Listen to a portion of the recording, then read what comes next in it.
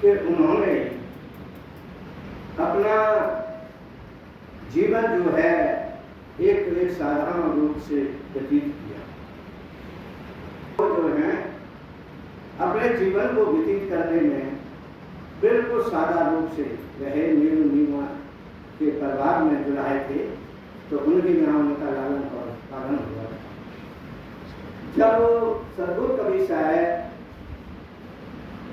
12 वर्ष के हुए तब उनकी बुद्धि विकसित हुई, तो उन्होंने सभी मत पंथों में जाकर के सत्संग सुनते थे और जाकर बैठ करके बड़ी शांति रूप से अपना सत्संग सुनते और समझते थे, कहते थे कि ये लोग क्या कह रहे हैं, क्या नहीं कह रहे हैं, ये सत्य है क्या असत्य है।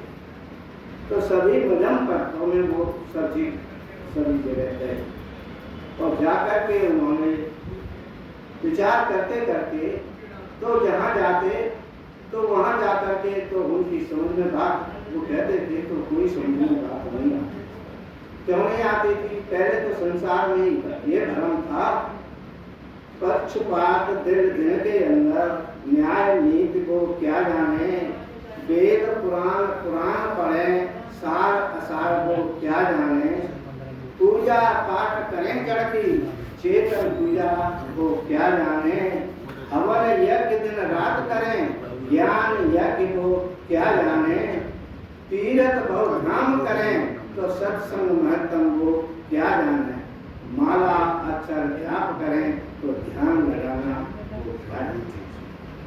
संसार में पक्षपात चल रहा था, मुसलमानों का अल्लाह खुदा था और हिंदुओं का ईश्वर का ब्रह्म।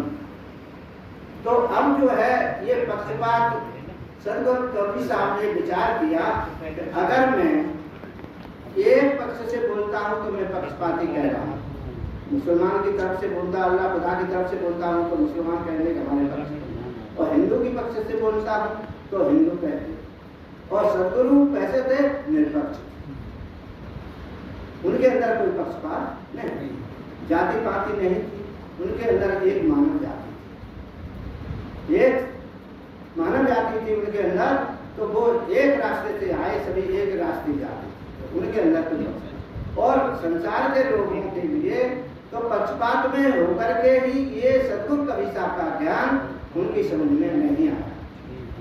सदगुरु कबीर साहब ने बहुत कोशिश की समझाने की और बहुत 120 वर्ष तक उन्होंने भ्रमण किया, सभी संतों को समझाया, सज्जनों को समझाया, लेकिन उनका जैसा भरसक समझाने का जो लक्ष्य था वो पूरा नहीं हुआ। समझे तो थे, नहीं समझे तो ये धारा कैसे चली आती, तो समझे तो थे लेकिन ना के साथ। तो इस कारण से सदगुरु कबीर साहब ने बड़ी विनम्रता से इस संत को और सज्जन पुरुषों को, सज्जनों को, उन्होंने जो गुण संसार में थी वो गुण परखा, परखे परखावे सदा सत्संगत के बीच ताक हमारी बंदगी किंचित रहे। तो उन्होंने भूल कौन सी थी कि वो जो संसार में जो ईश्वर खुदा परमात्मा को मानने वाले थे तो वो अगवा लोग भूले थे आने से, तो वो परंपरा चली आ रही थी, तो उसी परंपरा में जो भी थे तो वो भूल में पड़े हुए थे और ऐसे ही मुसलमान पड़े हुए थे। तो अब ये भूल कैसे मिले? तो गुरु जी ने, संत कबीर साहब ने बहुत अच्छी प्रकार से समझाया कि हे भैया, तुम एक मानव जाति हो और जो तुम इस भूल को पकड़ना चाहते हो और समझना चाहते हो, तो एक बात है कि जैसे कहते हैं सुरत पसी संसार में ताते पर दूर, सुरत समाज स्थिर करो तो 8 पैर भजो। तो गुरु कबीर साहब कहते हैं भैया, जो तुम्हारे लक्ष्य है, सुरति है, वो जो है बाहर बिखर रही है, फैल रही है, संसार में फैली हुई है। तो जिसको आप ढूंढना चाहते हैं वो आपको कैसे मिल जाए? जो तुम शांति को परखना चाहते हो, लेना चाहते हो, वो शांति कहीं बाहर नहीं है, वो शांति आपके अंदर ही है। लेकिन उस रास्ता से आप भटक गए। गुरबा लोगों ने, पंडित लोगों ने इस जीव को भटका दिया। पंडित बाग बदे सो झूठा, राम के कहे जगत कत पावे, खान कहे पंडित जो है मंच पर बैठ करके और वो अपने भाषण देना का कथा पढ़ रहा था, तो कहने का मतलब यह है कि पंडित जो है सत्य कह रहा है, जो वक्ता जो वाणी बक रहा है, जो कह रहा है वो सब झूठा है। और पंडित जीव सत्य, वो सत्य है, लेकिन जो वक्ता जो कह रहा है वो सत्य है।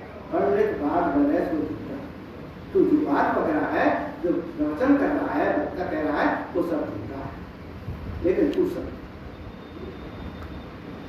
राम के कहे जगत कत पावे, खान कहे मीठा। तो अगर तू कहता है कि ईश्वर खुदा राम की माला जपो, तो तुम्हारा कल्याण हो जाए। सदगुरु कृष्ण कहते हैं कि हे पंडित, ये बता कि राम के कहे थे जगत कत पावे, खान कहे मीठा। तो अगर हम तेरी बात को मान लेंगे कब? जब हम खाना खाना कहते हैं और खाना कत से कहने से हमारा मुख मीठा हो जाए, तो हम तेरी बात को मान लेंगे कि हम जगत पा सकते हैं, पर ऐसा हो नहीं सकता।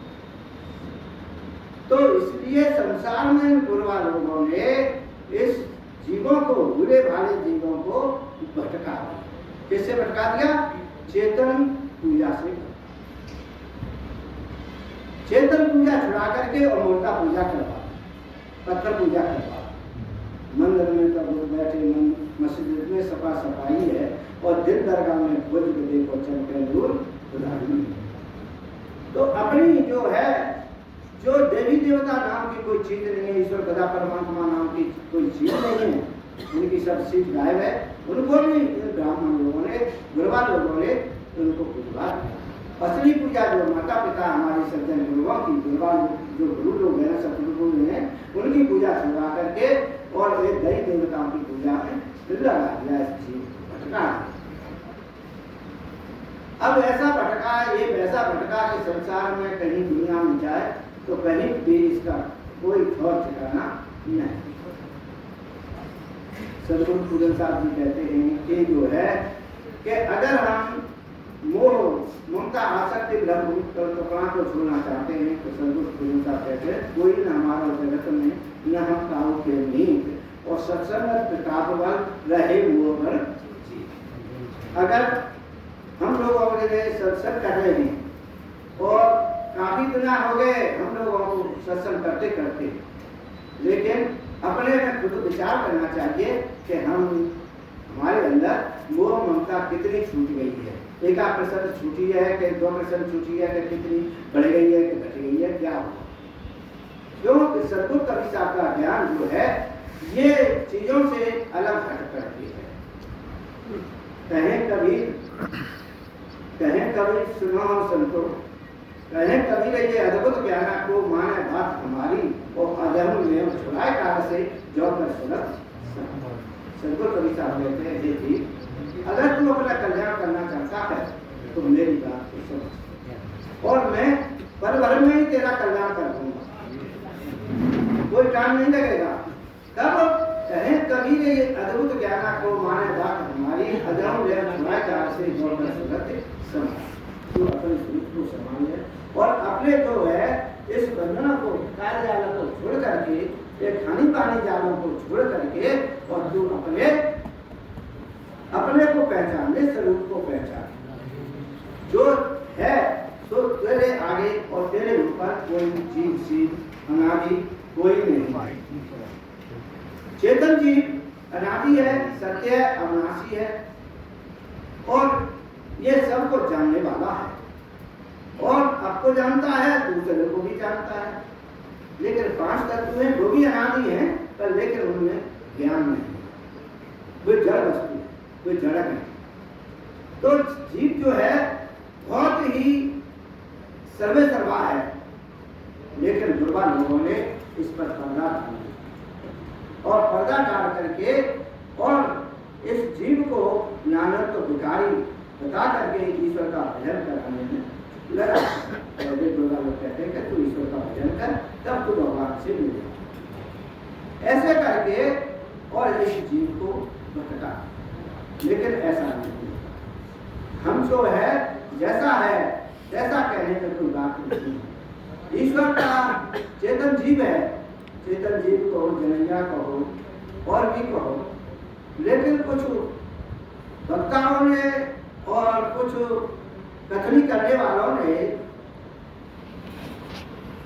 आत्म शब्द जो है जीव के लिए कह रहे हैं, लोग कहते हैं आत्म नर, वो कैसे आत्म ज्ञान नर है, क्या मतलब क्या।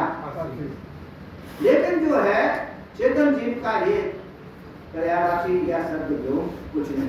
आत्म शब्द जो है गहराई से देखा जाए तो ब्रह्म वादियों का शब्द है, और ये जो है ब्रह्म के लिए संकेत करता है। लेकिन कुछ लोग जो है आत्म शब्द को जीव को बताते हैं, ऐसा है। सर कवि साहब के पूरे वीर में कहीं ऐसा नहीं आता, कहीं भी नहीं आता। ये क्या है, ये सब जो है आत्मा शब्द जोड़ने से लोगों को समझाने के लिए लोग वक्ता लोग क्या कुछ भी कैसे जोड़ देंगे, लेकिन ऐसा सर्वों कवि साहब के ज्ञान में ऐसा कहीं नहीं, ऐसा नहीं करना चाहिए। क्योंकि सर्वों कवि साहब का बिल्कुल सुधरा साफ ज्ञान है। ये जनैया है, कहा है सदगुरु काशी साहब ने एक पद लिखा है, सब सिद्धांत कौन कियो जग में आत्म मानस तुम्ही कहो। ईश्वर खुदा जगत का करता कल्पना किया तो तुम्ही कहो। ये शब्द जो है सब कल्पना जिनके हैं जीव के, ये जीव ने ही कल्पना की है सब शब्द। तो कोई वस्तु कोई शब्द है तो उसका कोई अस्तित्व ठहरता नहीं है, कोई वस्तु नहीं है। चारों शब्द ये जड़ है, ये वस्तु है, चेतन वस्तु है, और कोई वस्तु है ठहरती नहीं है, तो कैसे मान लिया जाए। सदगुरु का है कि सर्व सिद्धांत कौन कियो जग में आत्म मानस तुम्ही तो हो। ईश्वर खुदा जगत का करता कल्पना किया सो तुम्ही तो हो। वेद सकारात्मक वाणी बनाया सो तुम्ही तो हो। धर्म उपासना योग मार्ग चलाया सो तुम्ही तो हो। सर्व सिद्धांत कौन कियो जग में आत्म मानस तुम्ही तो हो। धनी वाणी स्त्री पुत्र धनादक माया में फंसता विषयानंद अभ्यास छोड़ के और मुक्त होना हरा। क्या कहें, क्या बात है, जो जो है तुम स्वतंत्र, चेतन जीव स्वतंत्र है। जब चेतन जो है ज्ञानाकार है, सबको जानता है, पार की गुरु की खोज लगा के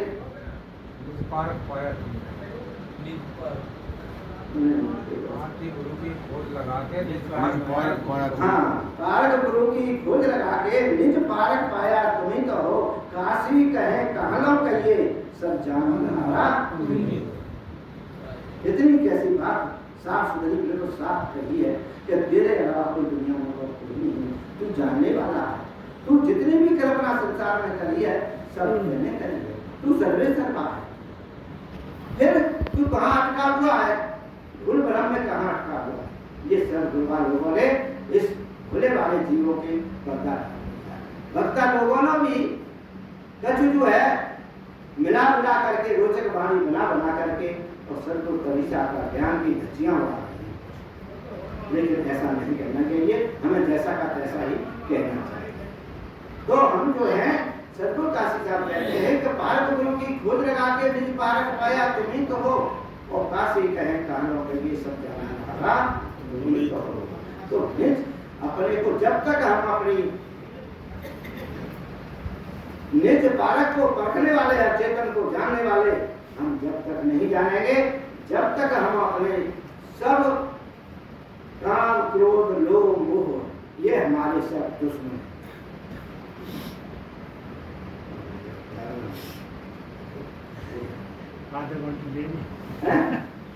हो गया था। बोलिए श्री सतगुरु देव।